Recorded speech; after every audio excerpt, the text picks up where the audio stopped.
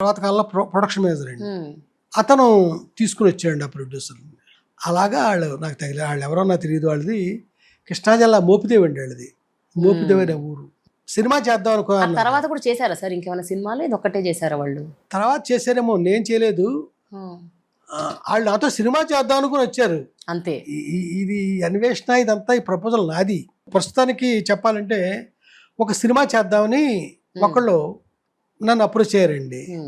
వాళ్ళకి నేను ఒక కథ చెప్పాను, చాలా బాగుందన్నారు. దానికంటే అద్భుతమైన కథ తొందరలో చెప్పబోతున్నాను. నేను చెప్పే కథ వాళ్ళ బాగుంటుందని సినిమా చేస్తానండి అంతే.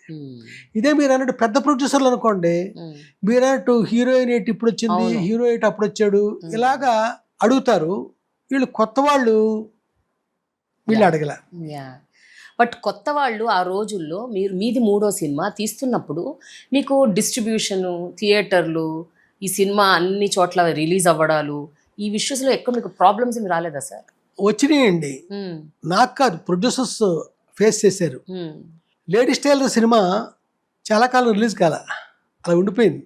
ఆ స్రవంతి మూవీస్ రవికిషోర్ గారు ఉన్నారు కదా, ఆయన ఇంకొక ఇద్దరు పార్ట్నర్స్ ఉన్నారు ఆయనకి, సాయిబాబు గారు, తమ్ముడు సత్యం, వీళ్ళతో కలిసి మాట్లాడి మనమే ధైర్యంగా రిలీజ్ చేద్దామని చేశారండి. అదొక అద్భుతం అయింది. అది వేరే. మరి దీనికి సార్ దీనికేం రాలేదా అన్వేషణకి? దీనికి కొన్నవాళ్ళు వెనక్కి జారిపోతారా అనే పరిస్థితి వచ్చింది ఇండస్ట్రీలో.